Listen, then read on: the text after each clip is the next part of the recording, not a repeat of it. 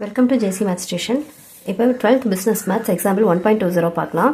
Question பாருங்க. The following table represents the number of shares of two companies A and B during the month of January and February, and it also gives the amount in rupees invested by Ravi during these 2 months for the purchase of shares of two companies. Find the price per share A and B purchased during both the months.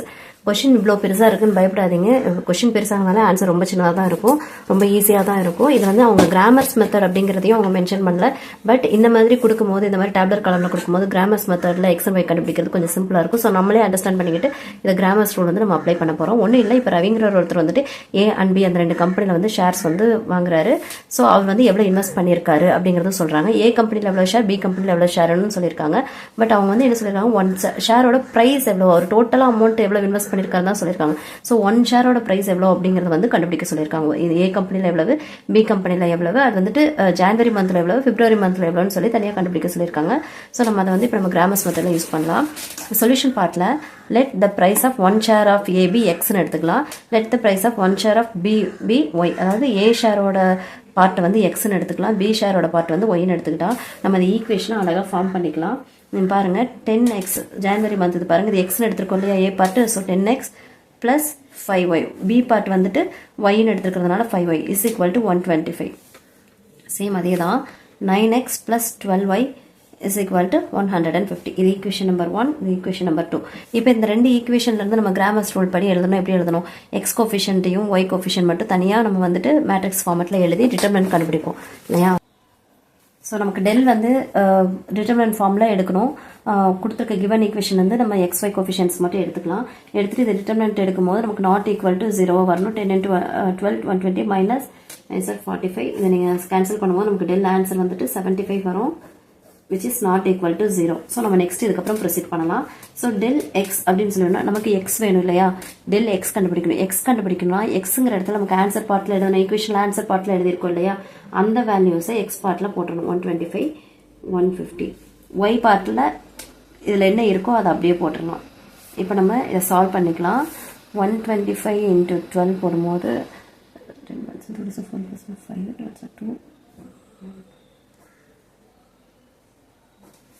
1500 வரும் நமக்கு. 1500 minus 150 into 5, 5 zeros are 0, 5 5 are 25 plus 2, 750.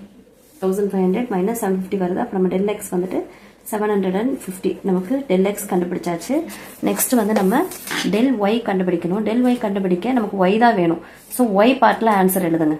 எது வேணுமோ அந்த பார்ட்டில் answer எழுதிட்டு remaining part டெல்டாவில் என்ன இருக்கோ அதை அப்படியே போட்டுடலாம். எக்ஸ் பார்ட்டில் 10 9 அப்படியே போட்டாச்சு.